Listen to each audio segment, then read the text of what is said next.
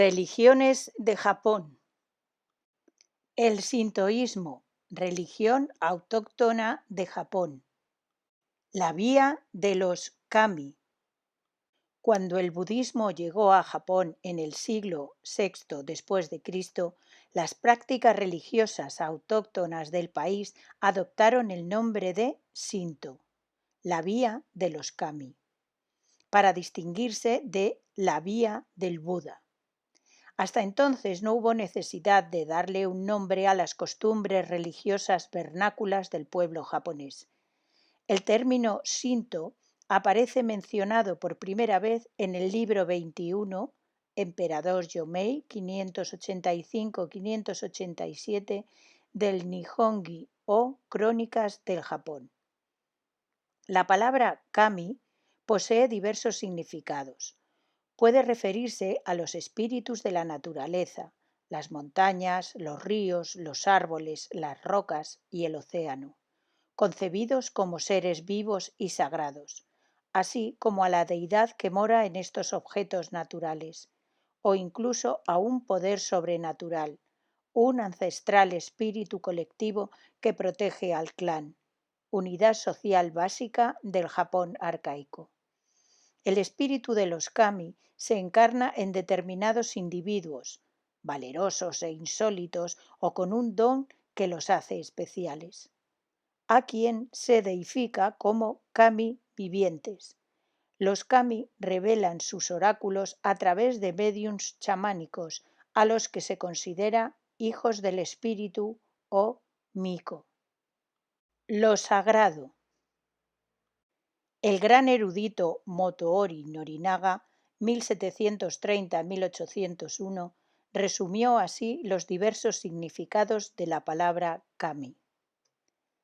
Hablando en general, puede decirse que kami se refiere en primer lugar a las deidades del cielo y de la tierra que aparecen en las antiguas crónicas y a los espíritus kami de los santuarios donde se les rinde culto.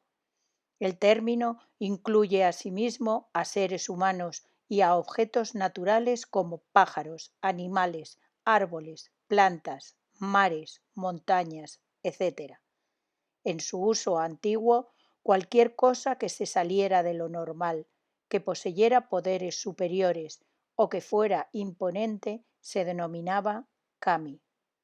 La eminencia de la que hablamos no es la superioridad que otorgan la nobleza, la bondad o los actos meritorios. A las cosas misteriosas y maléficas, siempre que fueran extraordinarias y pavorosas, se las llamaba kami. No es necesario decir que entre los seres humanos a los que se otorgaba dicha denominación se incluían las sucesivas generaciones de sacros emperadores. Los kami no son necesariamente bondadosos, participan de la naturaleza ambigua de lo sacro y poseen poderes benéficos y maléficos. El tono de la descripción de Motoori recuerda la definición que el erudito alemán de las religiones Rudolf Otto hace de lo sagrado: mysterium, tremendum et fascinationum, misterio, imponente y fascinante. Lo extraordinario y lo imponente se manifiestan como fuerzas creadoras o destructoras. En el santuario de Ise, el espíritu terrible, Aratama, de la diosa Amaterasu, tiene un altar aparte y se lo venera por separado. Los poderes ocultos pueden volverse benéficos si reciben el culto adecuado. Esta práctica reconoce implícitamente que las fuerzas de la naturaleza son creadoras y destructoras, que la vida conlleva armonía y conflicto, paz y guerra. El reino de los espíritus extraordinarios desborda el concepto de moralidad humana. Las prácticas del sintoísmo primitivo. Aunque los terremotos, los tifones y otras catástrofes naturales no sean infrecuentes, el entorno terrestre y marítimo de Japón proporciona a sus habitantes un fértil medio de subsistencia. Para los antiguos japoneses, la vida era buena y bella, Los seres humanos tenían motivos para agradecer su suerte en este mundo. Dedicados a la agricultura, a la caza o a la artesanía, se sentían instrumentos de los kami que obraban a través suyo. El sintoísmo afirmaba el mundo, pero también imponía tabúes que se observaban con rigor. La muerte, la sangre y la enfermedad eran los principales agentes contaminantes a evitar. Cuando una persona entraba en contacto con alguna de las innumerables fuentes de contaminación, debía someterse a una purificación ritual oficiada por el sacerdote del clan. Este ritual de purificación aparece mencionado en las crónicas del reino chino de los Wei 220-265. En este caso, en relación con las prácticas funerarias del país de Hua, como los chinos llamaban entonces a Japón. En un pasaje de la historia del reino de los Wei, compilada en el 2097 después de Cristo, se lee: Cuando una persona muere, se le prepara un único ataúd, sin otro que lo recubra. Las tumbas se cubren con tierra para formar un túmulo.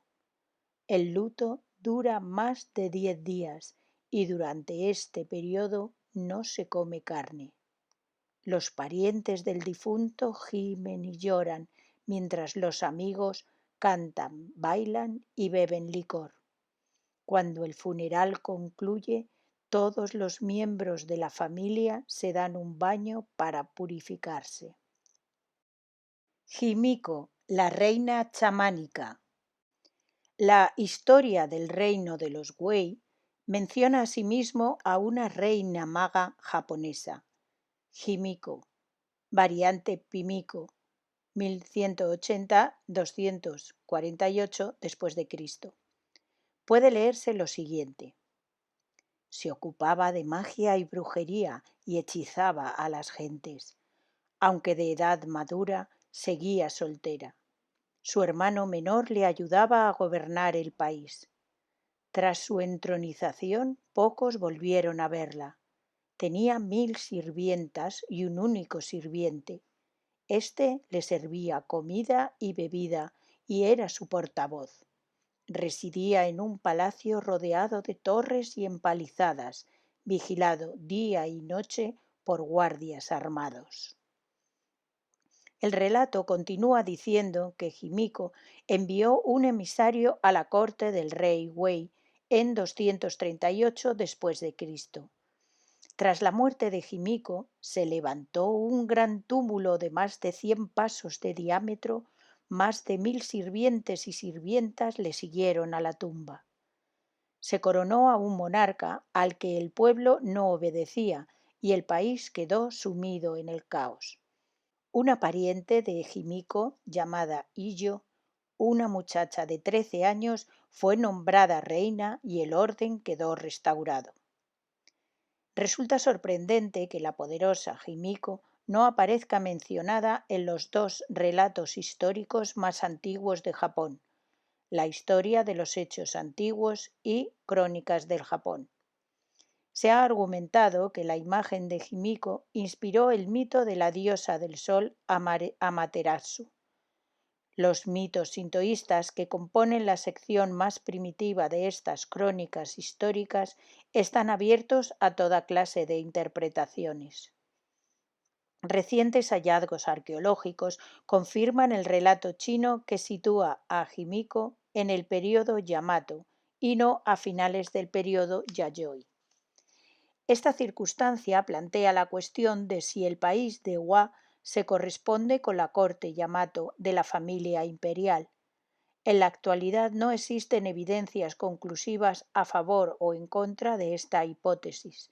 Habrá que esperar al descubrimiento de nuevos yacimientos arqueológicos para pronunciarse. La diosa del sol Amaterasu en la mitología Shinto. Tradicionalmente, los mitos que rodean el nacimiento de Japón y las historias sobre la diosa del sol han servido como base de la doctrina política que trató de legitimar el linaje imperial japonés, situando sus orígenes en la era de los dioses. A continuación haremos un breve repaso de estos mitos sintoístas, tal como aparecen en la Historia de los Hechos Antiguos y en las Crónicas de Japón. En el principio era el caos. Del caos surgió una deidad Kami, a la que siguieron varias generaciones de divinidades individuales y una pareja compuesta por un dios y una diosa. Aunque sus nombres varían en ambas fuentes, Izanagi, el hombre que invita, e Izanami, la mujer que invita, forman la séptima generación de los Kami y son los creadores de las islas japonesas. La historia cuenta que se asomaron al mar desde el puente flotante del cielo e hicieron que la sal marina se solidificara para crear una pequeña isla a la que descendieron. Las islas japonesas nacieron de este acto procreador, incluidos sus ríos, sus montañas, sus árboles, sus campos, sus cereales, sus animales y sus minerales. Al dar a luz al dios del fuego, Izanami se abrasó, murió y descendió al reino de los muertos. Su amante esposo, Izanagi, melancólico por la muerte de su esposa, la fue a buscar a los infiernos. Ella le hizo prometer que no la miraría hasta que no hubieran escapado del reino subterráneo. Solo con esa condición regresaría con él al mundo de los vivos. Pero la curiosidad fue más fuerte que Izanagi. Al volver la vista hacia su esposa, contempló su cadáver descompuesto.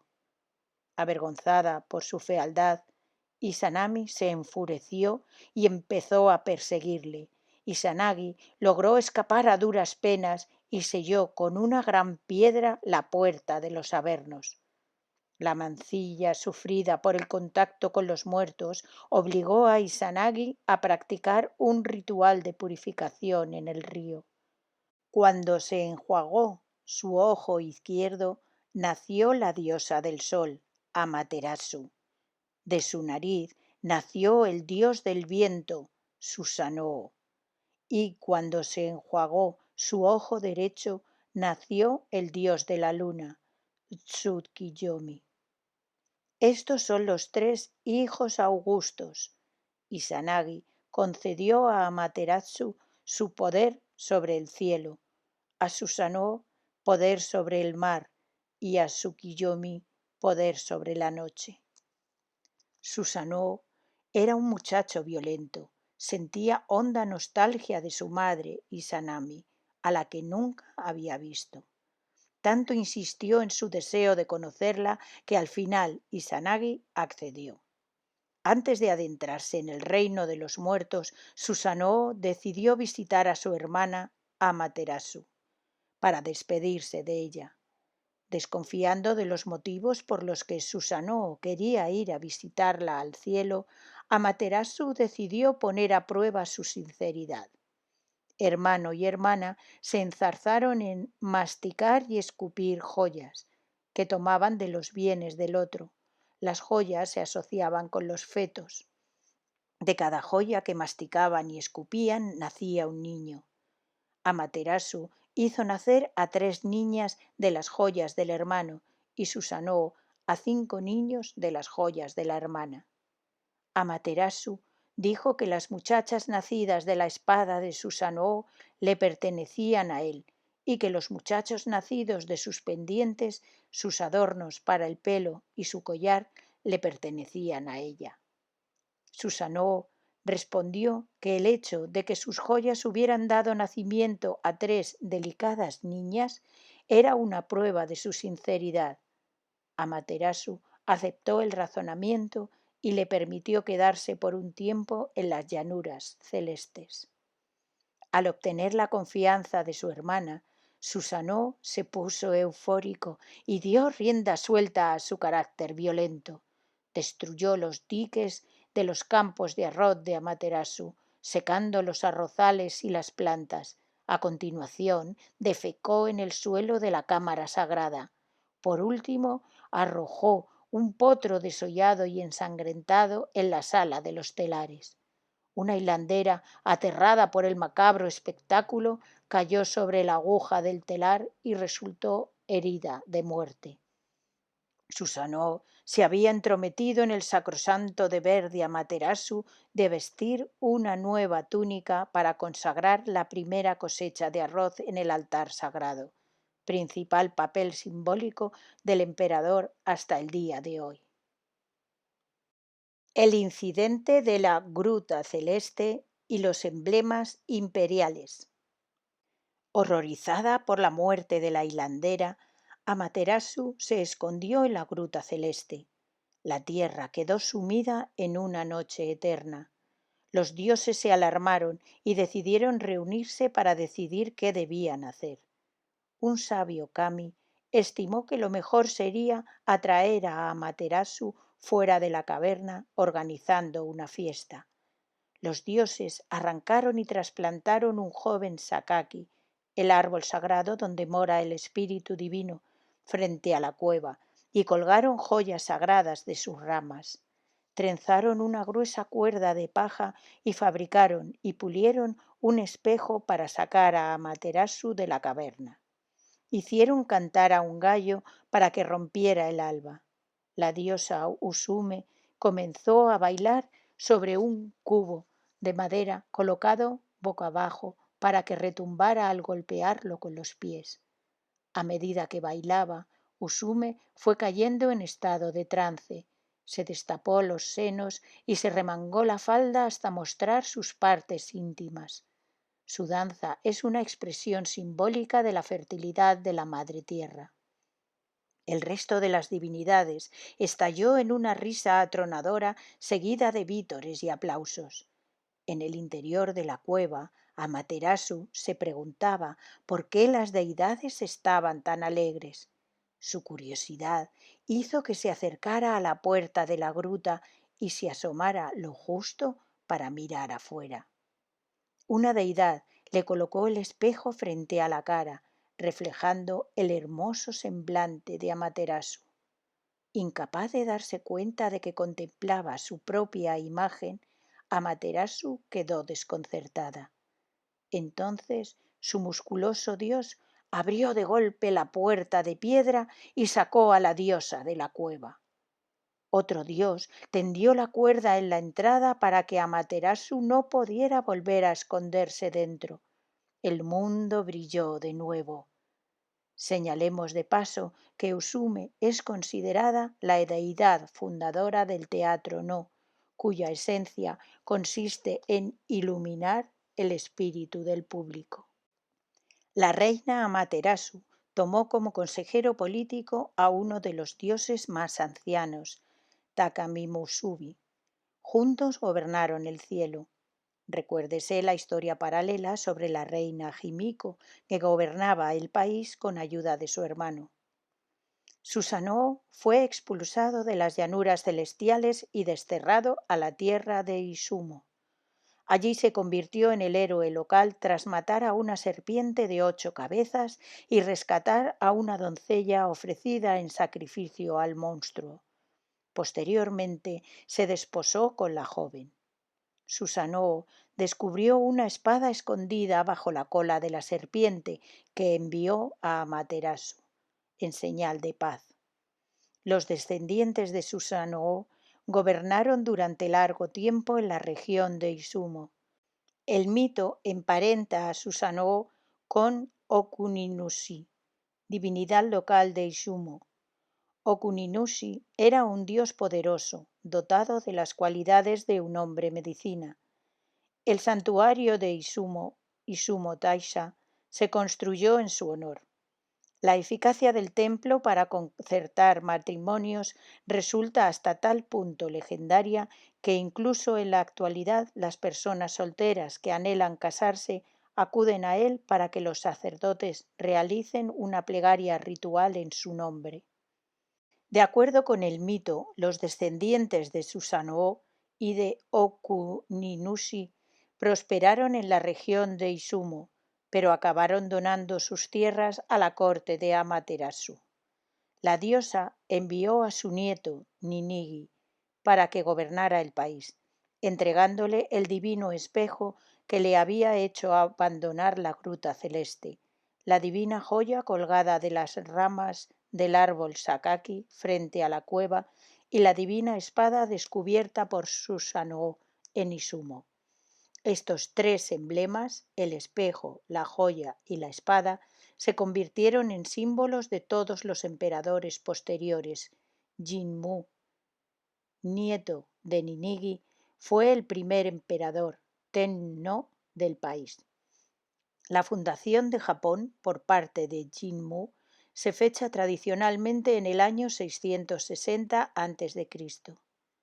El linaje imperial no se ha interrumpido hasta el presente emperador, Akihito, 1989, que es el 125º. Desde el punto de vista de la historia de las religiones japonesas, el relato mítico-político de los orígenes de la familia imperial representa complejidades y complicaciones añadidas a las que nos referiremos en el transcurso de este libro. El santuario de Ise. Todos los pueblos y ciudades de Japón poseen un santuario tutelar, jinja, pero entre todos los santuarios sintoístas, el gran santuario de Ise resulta santo entre los santos. Muchos japoneses sienten la obligación moral de viajar en peregrinación a Ise, Ise Mairi, al menos una vez en la vida. El gran santuario de Ise se fundó alrededor del año 300 después de Cristo, cuando Amaterasu, consagrada en el Palacio Imperial, fue retirada del recinto palaciego porque el emperador pensaba que allí no podía rendirle el culto adecuado. Primero confió el cuidado de Amaterasu a su hija, mientras su tía, la princesa Yamato, emprendía un largo viaje en busca del hogar perfecto para la diosa. Dotada de poderes chamánicos, es decir, sobrenaturales, la princesa Yamato era una medium.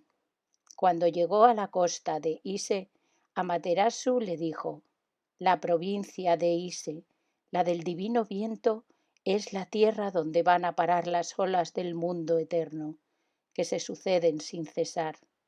Es una tierra apartada y agradable. Quiero morar en ella». La expresión viento divino o kamikaze, asociada con la costa de Ise, se convirtió desde entonces en un atributo de Amaterasu y posteriormente pasó a simbolizar la protección divina de Japón. En el año 478, la diosa de las cosechas, Toyouke, fue trasladada a Ise para servir de compañía a Amaterasu y proporcionarle su sustento diario.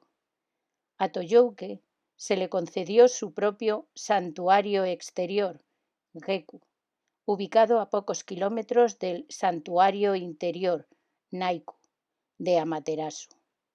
En el complejo del santuario de Ise también se encuentran presentes unas 100 divinidades menores. Institución en Ise del cargo de Saigu. Una característica importante del santuario de Ise fue el establecimiento del sagrado puesto de Saigu, que se remonta a la época de su fundación por la princesa Yamato. La princesa imperial ocupante del cargo celebra los rituales en honor de la diosa Amaterasu. Las princesas que servían como sacerdotisas recibían el nombre de Mitsueshiro, literalmente el augusto báculo, en el que la diosa se apoyaba. Los orígenes del Saigu, anterior al santuario y a sus templos, se remontan a los tiempos de la antigua corte imperial, dotada de competencias políticas y religiosas. El origen teocrático del sistema político japonés situaba al emperador al frente del poder político, Matsurigoto, pero también le obligaba a observar Matsuru, determinados rituales religiosos. Las fiestas, Matsuri, eran asuntos político-religiosos. Sin embargo, la política y la religión fueron separándose, y el emperador confió los asuntos religiosos a una hija soltera, o a una sobrina si no tenía hija, elegida para el cargo de Saigu, mediante adivinación. En la base de dicha decisión se encontraba la creencia de que el buen gobierno del país dependía de que las deidades kami recibieran el culto apropiado. Tal división de competencias, la política para el hombre y la religión para la mujer, tiene raíces antiguas. Recuérdese el caso de Himiko, la reina chamánica que vimos más arriba. La princesa imperial que ocupaba el puesto de Saigu recibía el título de Sayo, reina sagrada. Con el paso del tiempo, los detalles del procedimiento de selección y el listado de los deberes religiosos y ceremoniales de la Sayo fueron codificándose, hasta quedar finalmente establecidos en los códigos de la era Engi, una compilación iniciada en el 907 y completada en el 927. La princesa elegida pasaba un año recluida en una cámara del palacio imperial, entregada a la purificación y la abstinencia. Al año siguiente se le trasladaba al Palacio Campestre, Nonomiya, ubicado en el distrito Saga de Kioto, para continuar purificándose. Al tercer año emprendía un viaje de 5 días desde Kioto hasta Ise, acompañada por unos 200 funcionarios, damas de compañía y sirvientes. Una verdadera minicorte que se trasladaba desde la capital hasta el santuario para atender a la princesa. Durante el camino, la Sayo se detenía en algunos ríos para celebrar un rito de purificación. Normalmente, una princesa no era relevada del puesto de Saigu hasta que su padre moría o abdicaba. No obstante, tenía la facultad de renunciar al cargo si su madre enfermaba de gravedad y estaba obligada a hacerlo si se descubría que tenía un amante. La Sayo debía mantenerse célibe durante el tiempo que ocupase el puesto. En el 818 se creó en el santuario de Kamigamo, en Kioto, el cargo de Saiin, puesto sagrado, réplica a pequeña escala del cargo de Saigu. La princesa imperial Uchiko, amada hija del emperador Saga, 809-823, fue la primera Saiin, puesto que ocupó desde 818 hasta el 831. Los cargos de Saigu y de Saiin desaparecieron a finales del período Kamakura, 1333, en virtud del declive de la autoridad imperial. Sengu, la reconstrucción periódica de los santuarios de Ise. Una característica única del santuario de Ise es el Sengu, el traslado de los recintos exteriores e interiores a nuevos santuarios cada 20 años. Esta costumbre ilustra la vitalidad de las antiguas tradiciones sintoístas y el modo en que la vida del pueblo se entrelaza con las actividades del santuario. El Sengu más reciente tuvo lugar el 2 de octubre de 1993. A las 8 de la tarde, una solemne procesión recorrió a oscuras, iluminada únicamente con antorchas, el camino que separaba el antiguo del nuevo santuario. Los participantes se habían engalanado con las vestiduras sacerdotales sintoístas. A la cabeza de la procesión figuraba la suma sacerdotisa, seguramente en representación de la Sayo, la princesa imperial, que en la antigüedad ocupaba el puesto homólogo en Ise.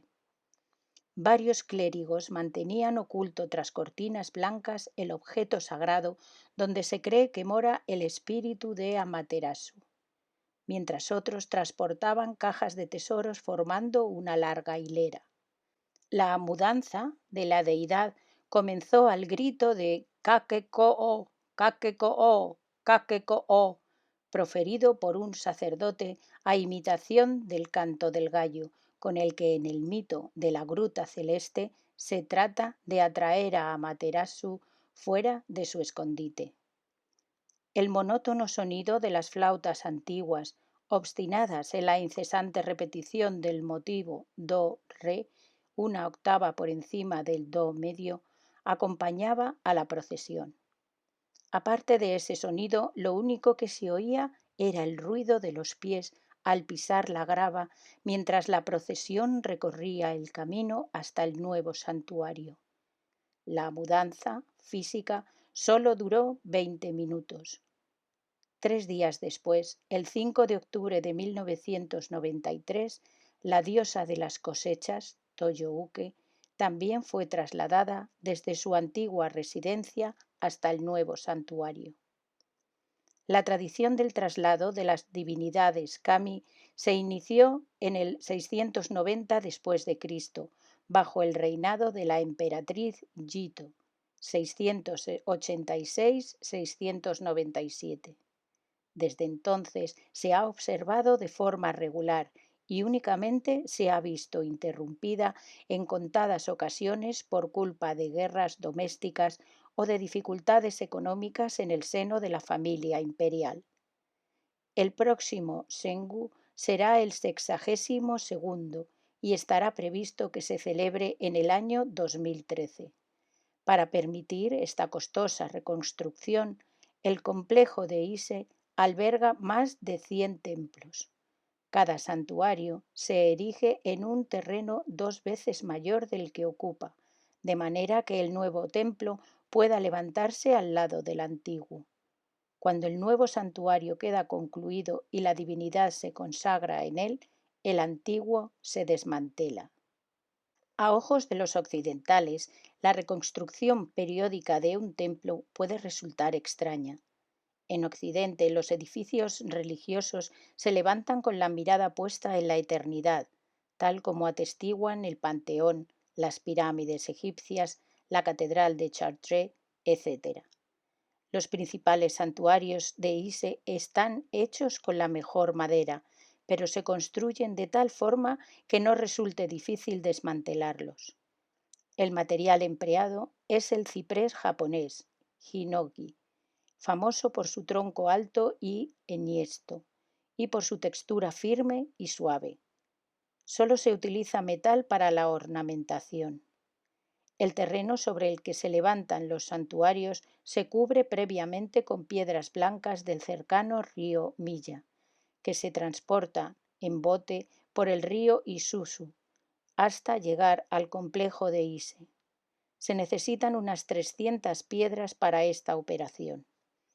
Durante el mes de agosto, que precede al Sengu, los peregrinos y los lugareños están autorizados a llevar una piedra hasta el terreno sagrado y a depositarla con la mano. Hombres y mujeres, jóvenes y ancianos participan con el mismo entusiasmo en este acontecimiento. Se trata del único momento en el que pueden acercarse al santuario sagrado, y eso lo convierte para ellos en una experiencia de valor inapreciable. Significado cultural del Sengu. ¿Por qué hay que desmantelar los santuarios cada 20 años? La pregunta toca el corazón de la sensibilidad sintoísta. Las construcciones de madera, por bien realizadas que estén, con el paso del tiempo se oscurecen y pierden gran parte de su atractivo. Pero la sensibilidad sintoísta valora lo nuevo y lo reciente, es decir, aquello que se asemeja al espíritu kami, constantemente presente y siempre renovado. Esta obsesión por el presente explica muchos de los mayores logros de Japón en el terreno tecnológico y científico y en el campo de la moda, en los que estar a la última resulta fundamental. En cada Sengu no solo vuelven a construirse los edificios de los santuarios, sino también sus tesoros. Caballos en miniatura adornados con joyas. Los equinos eran considerados el medio de transporte digno de los dioses. Espadas antiguas, accesorios, telas bordadas, espejos, diferentes tipos de cerámica. De todos estos objetos se realizan minuciosas reproducciones cuyas técnicas se transmiten de generación en generación. Tradicionalmente, un hijo necesitaba 20 años para aprender el oficio del padre, otro motivo que explica el intervalo entre los sengu. Así es como han podido llegar hasta nosotros las técnicas artísticas, y no solo las artísticas, de la antigüedad, y ha perdurado el culto, la cultura y la industriosidad sintoísta. La demolición de los antiguos edificios del santuario quizá parezca un derroche, pero cabe señalar que la madera se recicla en su mayor parte para la reparación de las puertas torii situadas a la entrada del recinto, de puentes y de diversas construcciones de menor tamaño. En cada sengu se emplean 130.000 cipreses japoneses de más de 200 años de antigüedad. Esta necesidad de árboles vigorosos hace que el arte de la silvicultura se cuide en Japón con especial cuidado. Un reducido pero entregado equipo de personas se hace cargo del cultivo de los cipreses con los que se acometerá la construcción de los edificios del santuario de Ise. El equipo ofrenda cada año en la primera jornada de trabajo en el bosque de Ise vino de arroz, sake, al kami de la montaña, para rogar su protección. Esta ofrenda se denomina oomiki o sake sagrado. Tras una sencilla ceremonia, los propios trabajadores comparten el oomiki, simbolizando así su participación en una tarea sagrada relacionada con el kami. Como el número de leñadores del santuario ha disminuido con el paso del tiempo, sus mujeres también dedican su tiempo y sus esfuerzos a la conservación del bosque sagrado. Este trabajo constituye algo más que un medio de vida, orienta hacia una elevada meta que se abraza con gozo y gratitud. Actividades diarias en torno al santuario de Ise. La diosa Toyouke es la protectora de la agricultura, la pesca y la producción de comestibles en general.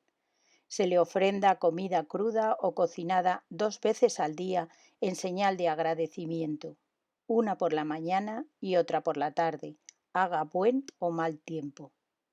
Esta práctica data de la fundación del santuario exterior de Ise en el siglo V después de Cristo. En la preparación de la ofrenda se observa una pulcritud extrema. La comida se cocina en un fuego especial que cada día enciende el sacerdote oficiante. La procesión de la ofrenda de comida se oculta a la mirada de los extraños y concluye con la plegaria del clérigo a la diosa. Los pescadores del lugar aportan a la ofrenda los frutos del mar, incluidos los abulones que las mujeres buzo, ama, capturan cada mañana. A pocos kilómetros de Ise se encuentra el pequeño pueblo de Futami, donde se produce la sal marina utilizada en la preparación de la comida de Toyouke. Las gentes de Ise y de sus alrededores tienen vínculos orgánicos con el santuario exterior, al que llaman Genku-san. El sufijo san expresa su relación personal con el monasterio y el respeto que les inspira. Cada día a primera hora de la mañana, los lugareños más devotos visitan el monasterio antes de dar comienzo a su jornada. En contraste con el bullicio y el ajetreo reinantes en el santuario exterior, el santuario interior, dedicado a Amaterasu, posee una atmósfera más solemne y formal, como conviene a su condición de antepasada divina de la familia imperial. Majestuosos cedros de gran antigüedad flanquean los pasos del peregrino que cruza el sendero inmaculado. Los edificios principales de los 2 santuarios permanecen ocultos por una gran tela blanca, dispuesta a modo de cortina, y por una alta cerca de madera que sólo permite ver los tejados. El hecho de que la presencia de la divinidad se desvele y se esconda al mismo tiempo realza el misterio de los kami.